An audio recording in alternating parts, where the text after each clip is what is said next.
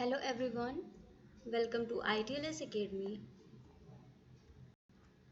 हमारे लेक्चर का टॉपिक है जीन म्यूटेशंस। कंटिन्यूएशन है। बहुत सारी टेक्निक हम पढ़ चुके हैं, म्यूटेशन के टाइप्स पढ़ चुके हैं, म्यूटेशंस को डिटेक्ट कैसे करना है ये भी हम पढ़ चुके हैं। तो चलिए आज कंटिन्यू करते हैं कुछ नई चीज़ों के साथ। आज हम पढ़ने वाले हैं सबसे पहले सीक्वेंसिंग। सीक्वेंसिंग बहुत टाइप्स की होती है। सीक्वेंसिंग को ही पॉलीमराइजेशन भी बोला जाता है। ये पॉलीमराइजेशन बेस्ड मेथड होता है। पॉलीमराइजेशन की इसमें ज़रूरत पड़ती है। सीक्वेंसिंग के लिए क्या करना होता है, इसका मतलब होता है कि जो डीएनए है आपका, उसका सीक्वेंस क्या है आप उसको पता कर पाएँ। तो चलिए देखते हैं कि कौन कौन से मेथड्स हैं जो कि सीक्वेंसिंग के लिए यूज़ किए जाते हैं। सबसे पहला है सीक्वेंस स्पेसिफिक पीसीआर। उम्मीद है पीसीआर के बारे में सबने पढ़ा होगा, नहीं भी पढ़ा है तो उसके बारे में पढ़ेंगे हम। Sequence specific PCR, in short it is known as SSP PCR, is commonly used to detect point mutations। याद रखने वाली चीज़ें हैं, जहाँ जहाँ मैं बॉक्स बना रही हूँ उन्हें आपको याद रखना है। ये एक सीक्वेंस स्पेसिफिक पीसीआर है और ये पॉइंट म्यूटेशंस को डिटेक्ट करता है। And other single nucleotide polymorphism, कुछ सिंगल न्यूक्लियोटाइड पॉलीमॉर्फिज्म भी होते हैं जिनको कि डिटेक्ट किया जा सकता है। There are numerous modifications to the method। इस मेथड में बहुत सारे modifications हुए हैं। Which involves careful design of primers। सबसे ज़्यादा ज़रूरी चीज़ होती है कि प्राइमर्स को एक्यूरेटली डिज़ाइन किया गया हो, such that the primers 3' end falls on the nucleotide to be analyzed। इस तरीके से होना चाहिए कि जो आपका प्राइमर है, प्राइमर का जो 3' एंड है वो जिधर से न्यूक्लियोटाइड्स आ रहे हैं उस डायरेक्शन में होना चाहिए, ताकि वहाँ पे आके नए नए न्यूक्लियोटाइड्स जुड़ सकें। Unlike the 5' end, the 3' end of primer must match the template perfectly to be extended by Taq polymerase। अगर 5' end की बात करें तो 3' end में होता क्या है, primer must match the template perfectly. अगर उसको एक्सटेंड होना है, क्योंकि भाई आप जैसे कोई ये 5' to 3' है, तो अब नया प्राइमर 5' to 3' ही तो जुड़ेगा। तो ये इसका सीक्वेंस यहाँ पे मैचिंग होना चाहिए ताकि वो इससे मैच करके आगे बढ़ सके। तो अपनी जो इसको करना है, नया न्यूक्लियोटाइड यही 3' OH पे अटैक करेगा और आके यहाँ पे जुड़ जाएगा। ये जुड़ने के बाद इसके 3' पे अगला अटैक करेगा, वो जुड़ जाएगा। फिर इसी तरीके से ये प्रोसेस चलती रहेगी और पूरा का पूरा ये सीक्वेंस हो जाएगा। तो ये पॉलीमरेज का काम होता है कि 3' OH को लेकर ही वो एक्सटेंड करता है। तो 5' एंड के लिए ऐसा ज़रूरी नहीं होता है, क्योंकि एक्सटेंशन हमेशा 3' एंड से ही होता है। इसीलिए ये यहाँ पे बताया गया है कि unlike the 5' and, the 3' end of primer must match the template perfectly.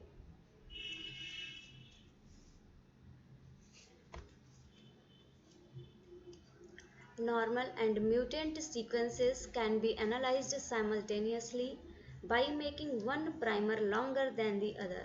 अगर नॉर्मल या म्यूटेंट सीक्वेंसेस की बात करें जिनको कि एनालाइज करना है, तो इनको एनालाइज किया जा सकता है एक प्राइमर छोटा और एक प्राइमर बड़ा करके। ये दोनों को एक साथ ही जब लगाते हैं तो आप इसकी म्यूटेंट की सीक्वेंसिंग इजीली कर पाते हैं, resulting in differently sized product. Different size के प्रोडक्ट इससे यहाँ पे जनरेट होते हैं, depending on the sequence of the template. Template का जैसा सीक्वेंस होगा उसी तरीके से तरह तरह के यहाँ पे हर एक साइज के आपके जो प्रोडक्ट है, जो फ्रेगमेंट जनरेट हुए हैं वो बन के तैयार होंगे। देखिएगा डायग्राम में भी यही समझाया गया है। ये 5' 3' एक टेम्पलेट है, प्राइमर आया 5' से 3' डायरेक्शन में बैठ गया। अब इसके पास 3' पे एक OH ग्रुप है, आके इसी से न्यूक्लियोटाइड्स जुड़ते रहेंगे, एम्प्लीफिकेशन होता रहेगा। दूसरे में अगर हम देखें, देखिएगा यहाँ पे G है और C, ग्वानिन साइटोसिन मैच हो गए, परफेक्ट है। लेकिन दूसरे में क्या हुआ, म्यूटेंट टेम्पलेट जब लिया तो जब प्राइमर आके यहाँ अटैच हुआ, इसको यहाँ पे T था यहाँ पे मिसमैच की वजह से टी आ गया, जबकि प्राइमर में आप जी लेके आए हैं, तो जी टी से तो गुआनिन थायमिन से तो मैच नहीं कर सकता, यहाँ पे एम्प्लीकेशन नहीं होगा, प्रोसेस यहीं पे स्टॉप हो जाएगी।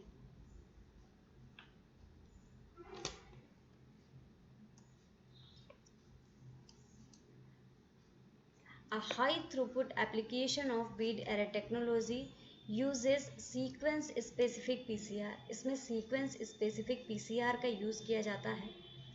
In this assay, tailed primers are used to amplify the test DNA। tailed primers का यूज किया जाता है इसमें, ताकि टेस्ट DNA को एम्पलीफाई किया जा सके।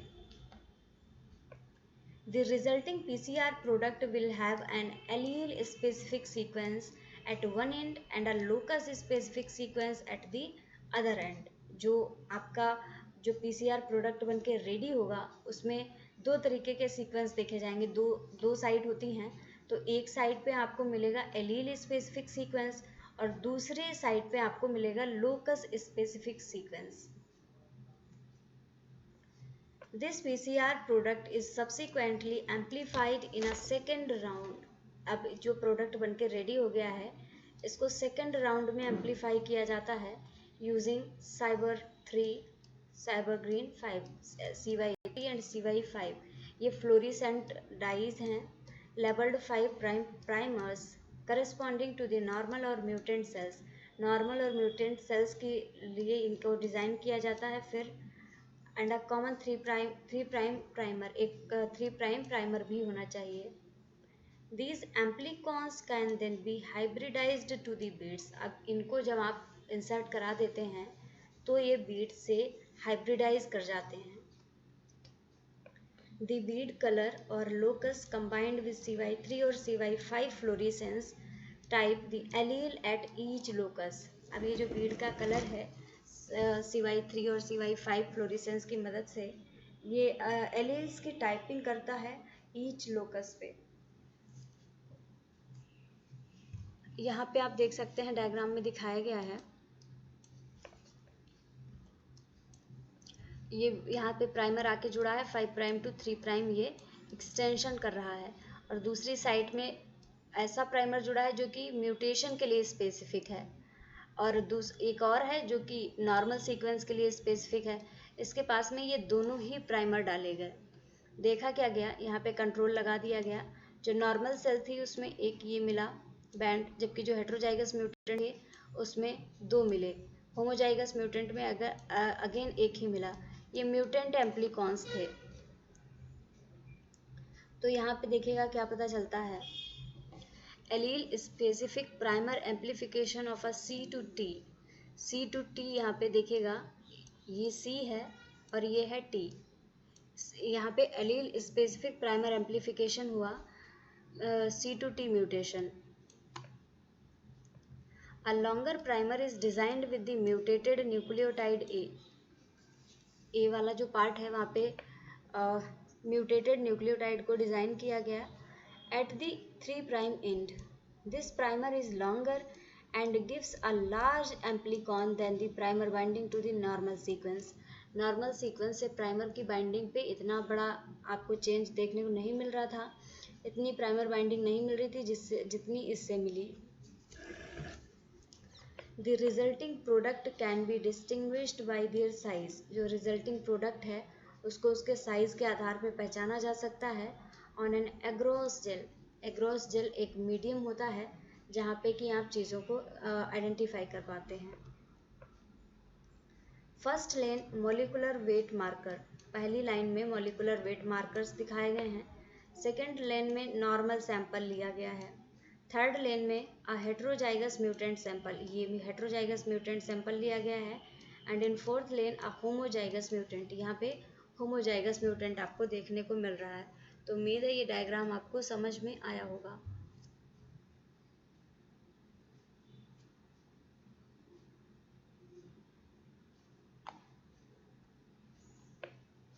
अब आता है allelic discrimination with fluorogenic probes.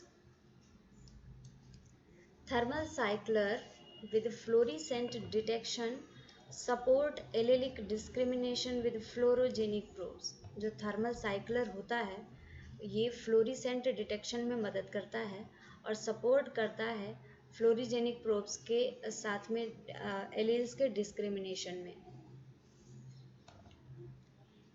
This method is an extension of the 5' nuclease PCR assay। ये जो मेथड है ये एक एक्सटेंडेड फॉर्म है 5' न्यूक्लियस PCR assay का यूजिंग 2 प्रोब्स। यहाँ पे 2 प्रोब्स यूज किए जाते हैं labelled with different fluorescent molecules. अलग अलग फ्लोरिसेंट से मॉलिक्यूल से टैग किए हुए यहाँ पे 2 प्रोब का यूज किया जाता है।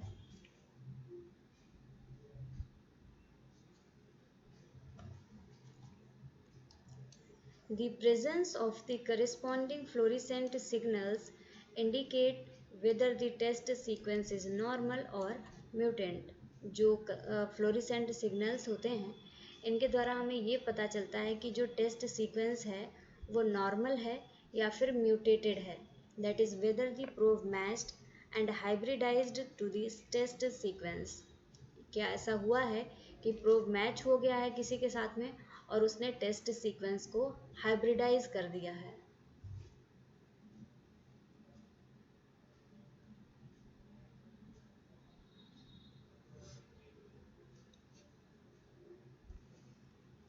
यहाँ पे डायग्राम में आप देख सकते हैं ये टेम्पलेट ली गई हैं 2। प्राइमर 1 है और यहाँ पे प्राइमर 2 लगाया गया है। जो प्राइमर 2 है ये नॉर्मल सीक्वेंस के लिए स्पेसिफिक है। प्राइमर 3 ऐसा है जो कि म्यूटेशन के लिए स्पेसिफिक है और प्राइमर 4 भी नॉर्मली लगाया गया है। अब यहाँ पे देखने को रिजल्ट मिलता है। रिजल्ट को कैसे रीड करते हैं? Multiplex allele specific PCR. ये एलील स्पेसिफिक पीसीआर यहाँ पे दिखाया गया है। The mutation that is C2A का म्यूटेशन यहाँ पे हो रहा है is detected by an allele specific primer. Allele specific primer की मदद से इसको डिटेक्ट किया जा सकता है। That ends at the mutation. और ये इसका एंड प्रोडक्ट क्या होता है? अंत में इसमें म्यूटेशन देखने को ही मिलता है।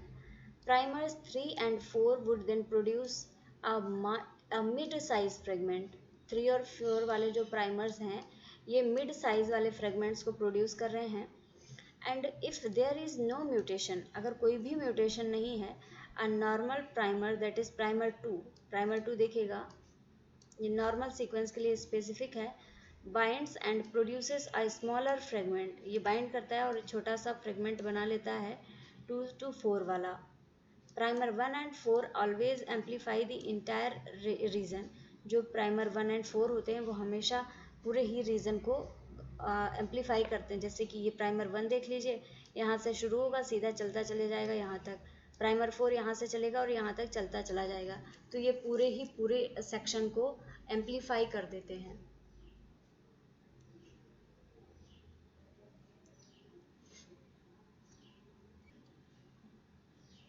अब आता है Beed array technology. Beads colored with distinct fluorescent dye are covalently attached to probe sequence। ये जो colored beads होती हैं अलग अलग fluorescent dye की, ये जैसे कि अपर लेफ्ट में यहाँ पे दिखाया गया ये beads हैं और ये कई तरीके के कलर से यहाँ पे टैग्ड हैं, fluorescent dye से टैग्ड हैं और ये प्रोब सीक्वेंस के साथ में कोवैलेंटली अटैच्ड होती हैं। कोवैलेंट बॉन्ड बहुत स्ट्रॉन्ग बॉन्ड होता है, तो आप समझ सकते हैं कि इनकी बॉन्डिंग भी बहुत स्ट्रॉन्ग होती है। Each colour of bead attached to a probe representing a specific locus. जो भी बीड का कलर होता है हर कलर एक स्पेसिफिक लोकस को रिप्रेजेंट करता है। In a sequence specific PCR, अगर सीक्वेंस स्पेसिफिक पीसीआर की बात करें, test DNA is amplified with tailed primers. Test DNA जो होता है वो टेल्ड प्राइमर्स के साथ में एम्पलीफाई होता है।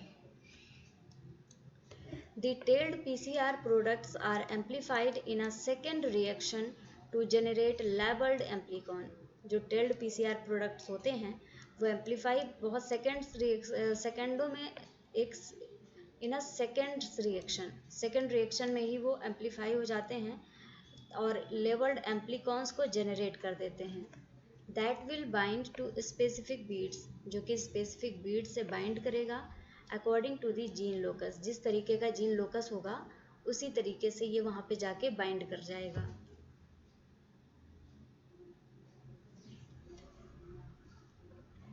The combination of bead level and the hybridized amplicon level reveals whether there is a mutant or normal allele at that locus। जो bead alleles होती हैं और जो hybridized amplicon level होते हैं ये रिवील करते हैं, ये पता करते हैं कि यहाँ पे कोई म्यूटेशन है या फिर नॉर्मल एलील प्रेजेंट है। यहाँ पे देख सकते हैं कैसे बीट्स आके बाइंड कर रही हैं। ये ए स्पेसिफिक है, ये जी स्पेसिफिक है और यहाँ पे ये प्राइमर बाइंडिंग साइट है। बाइंड कर जाता है। साइड 3 साइड 5 ये कलरिंग एजेंट हैं, डाइज हैं और यहाँ पे देख सकते हैं साइड 3 से अलग आके प्राइमर जुड़ गया, साइड 5 से अलग आके प्राइमर जुड़ गया है। अब आता है dideoxy DNA fingerprinting. Dideoxy DNA fingerprinting, that is DDF, is a modified chain termination sequence procedure। ये एक modified chain termination sequencing procedure है। For this analysis, a single dideoxynucleotide is used to generate a series of terminated fragments। इस analysis के लिए एक single डाइडिऑक्सीन्यूक्लियोटाइड होता है जो कि एक सीरीज टर्मिनेटेड फ्रेगमेंट्स की एक सीरीज को जनरेट करने के लिए यूज किया जाता है and that are resolved in one lane of a non denaturing polyacrylamide gel. और ये जो पॉलीएक्राइलमाइड जेल होता है उस पे जाके उस लेन में वहाँ पे नॉन डिनेचुरिंग होता है, जो पॉलीएक्राइलमाइड जेल है वो नॉन डिनेचुरिंग होता है, वहीं पे इन फ्रेगमेंट्स को ले जाके रिजॉल्व किया जाता है। A combination of dideoxy sequencing, अगर डाई डीऑक्सी सीक्वेंसिंग की बात करें तो अगर डाई डीऑक्सी सीक्वेंसिंग है SSCP है और DDF that is dideoxy DNA fingerprinting, इन सारी चीज़ों को अगर आप कंबाइन कर लेते हैं तो कंबाइंड टेक्निक क्या करेगी, resolves normal and mutant sequence by nucleotide base differences. Nucleotide base के डिफरेंस पे ये नॉर्मल और म्यूटेंट सीक्वेंसेस को अलग अलग कर देंगी। That results in the absence of a normal band, और इसकी वजह से यहाँ पे नॉर्मल बैंड का अब्सेंस देखा जाएगा और presence of an additional band, या फिर यहाँ पे किसी एडिशनल बैंड की प्रेजेंस को भी देखा जा सकता है। Informative dideoxy component and altered mobility of terminated fragments, या फिर जो टर्मिनेटेड फ्रेगमेंट्स हैं इनकी मोबिलिटी कैसी है, अल्टर्ड मोबिलिटी तो नहीं है, इस चीज़ को भी डिटेक्ट किया जा सकता है।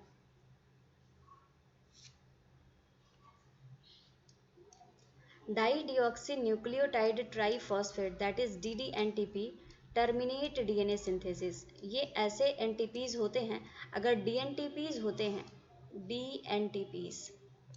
DNTPs का काम होता है चेन का एलोंगेशन कराना, लेकिन अगर इसको डाइडिऑक्सी ले लिया दैट इज DDNTP ले लिया तो ये जहाँ पे भी जाके अपने सीक्वेंस से जुड़ेगा, ये वहाँ पर जो भी आगे प्रोसेस चल रही होगी पॉलीमराइजेशन की, ये उसको टर्मिनेट कर देगा और DNA की सिंथेसिस को स्टॉप कर देगा।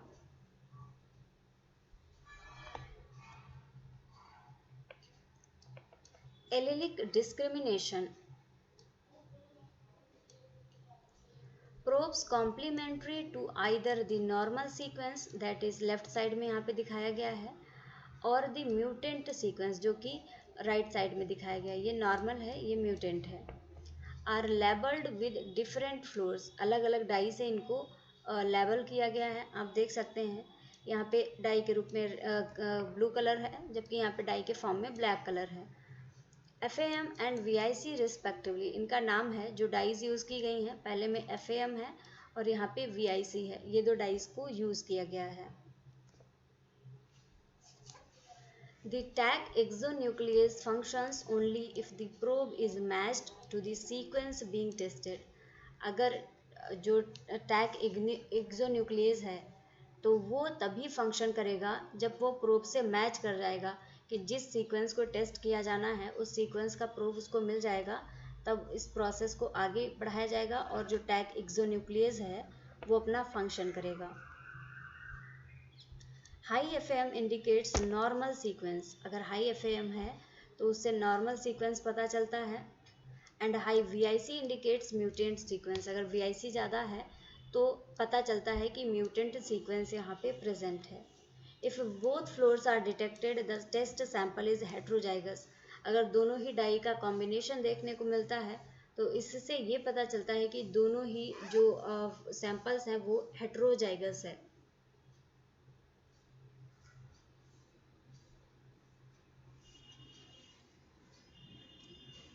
एक बार डायग्राम पे नज़र डालते हैं। यहाँ पे देखिए ये नॉर्मल एलील लिया गया है, ये म्यूटेटेड एलील लिया गया है। अब इसमें नॉर्मल प्रोब डाला गया और फिर म्यूटेंट प्रोब। नॉर्मल और म्यूटेंट दोनों के ही पास में नॉर्मल और म्यूटेंट प्रोब डाला गया है। तो ये आके नॉर्मल प्रोब से बाइंड किया, सिंथेसिस आगे की तरफ होने लगी, सिंथेसिस यहाँ पे होने लगी। लेकिन म्यूटेंट एलील में जहाँ पे एफएम था, एफएम का मतलब था कि नॉर्मल सीक्वेंस है, तो एफएम यहाँ पे प्रेजेंट है, यहाँ पे सिंथेसिस होती जा रही है। लेकिन यहाँ पे एफएम नहीं प्रेजेंट है, यहाँ पे सिंथेसिस टर्मिनेट हो गई है। दूसरी केस में देखते हैं जहाँ पे म्यूटेंट प्रोब को डाला गया, तो म्यूटेंट प्रोब ने एफएम में जाके कोई भी रिएक्शन नहीं करवाई, जबकि जो म्यूटेंट एलील था वीआईसी वाला, वीआईसी वाले में सिंथेसिस देखी गई। यहाँ पे देख सकते हैं ब्लैक कलर से जो दिखाया गया है ये एफएम है, एफएम बताता है नॉर्मल, जबकि ये वाला जो है ये वीआईसी वाला है जो कि म्यूटेंट एलील्स को दिखाता है। जहाँ पे ये दोनों मिलते हैं यहाँ पे पता चलता है कि जो म्यूटेंट जो आपका एलील है वो हेटेरोजाइगस फॉर्म में प्रेजेंट है।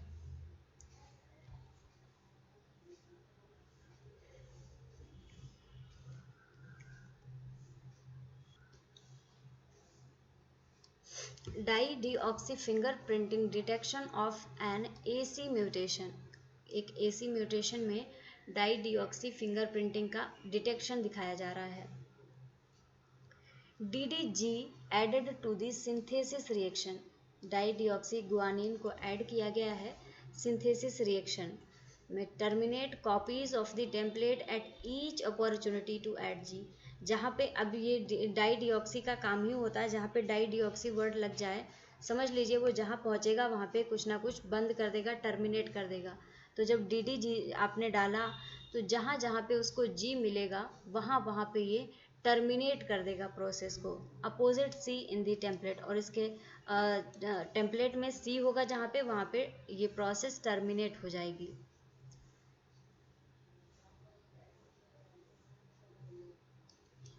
An additional termination product will be generated from the mutant template, जो म्यूटेंट टेम्पलेट होगी वहाँ से एक एडिशनल टर्मिनेशन प्रोडक्ट देखने को मिलेगा, एडिशनल टर्मिनेशन प्रोडक्ट जेनरेट हो जाएगा। यहाँ पे देखिए डॉटेड लाइन्स दिखाया गया है।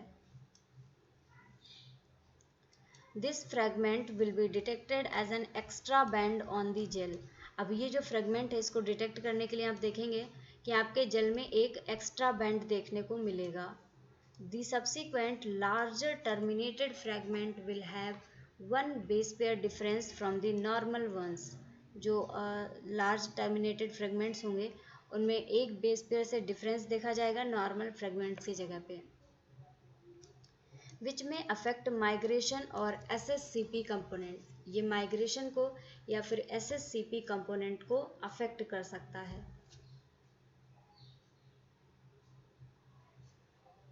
डायग्राम से समझते हैं, ये नॉर्मल सेल है, ये म्यूटेंट सेल है। यहाँ पे देखिए ए है, आपने डाला DDG डाई डीऑक्सी जी, नॉर्मल सेल में क्या हुआ, ये जहाँ पे इसको C मिला इसने ब्रेक कर दिया। हमने देखा था कि टेम्पलेट स्ट्रैंड में ये G पे रुकेगा और जो अपोजिट होगा अपोजिट टेम्पलेट पे C उस पर भी टर्मिनेट कर जाएगा। तो इसको यहाँ पे C मिला, ये टर्मिनेट हो गया, आगे बढ़ा यहाँ पे C मिला फिर टर्मिनेट हो गया। इसी तरीके से आगे बढ़ता जाएगा, जहाँ जहाँ पे C मिलेगा वहीं पे ये टर्मिनेट हो जाएगी प्रोसेस। म्यूटेंट के केस में क्या होगा, देखिएगा यहाँ पे C पे तो रुक गया लेकिन अगले C पे जाके ये सिंथेसिस आगे करा रहा है। ये देखिएगा डॉटेड लाइन से दिखाया गया है, an additional termination product will be generated from the mutant template. यहाँ पे एडिशनल एक फ्रेगमेंट एक प्रोडक्ट जनरेट हो गया है जो कि डॉटेड लाइन के फॉर्म में दिखाया गया है। ये टर्मिनेशन प्रोडक्ट जनरेट हो गया है। बाकी देखिएगा सी पे आगे फिर से जा रही है और फिर से चली जा रही है। यहाँ पे ये म्यूटेशन हुआ है तो म्यूटेशन को ही कंटिन्यू कर दिया है इसने। इसने कोई भी एक्शन नहीं लिया क्योंकि ये म्यूटेंट ही है, तो ये तो कुछ भी हो सकता है। जब इसका देखा गया, डिटेक्शन किया गया, तो नॉर्मल में ये 3 बैंड्स मिले। 3 जगह पे सी था, 3 जगह पे टर्मिनेशन हुआ, नॉर्मल बैंड मिल गए। लेकिन अगर म्यूटेंट की बात करें तो नॉर्मल बैंड मिलने के साथ साथ में एक डाई डिऑक्सी कंपोनेंट भी मिला, क्योंकि उसने एक एडिशनल प्रोडक्ट को जनरेट कर दिया था, टर्मिनेशन प्रोडक्ट को जनरेट कर दिया था। वो टर्मिनेशन प्रोडक्ट भी यहाँ पे देखने को मिला और बाकी नॉर्मल बैंड्स भी प्रेजेंट थे। नॉर्मल बैंड्स को SSCP कंपोनेंट्स बताया गया। इन प्रोडक्ट्स को जो नॉर्मल बैंड मिलते हैं म्यूटेशन के केस में इनको SSCP कंपोनेंट बोलते हैं, जबकि जो टर्मिनेशन प्रोडक्ट होता है इसको डाई डिऑक्सी कंपोनेंट भी बोला जाता है।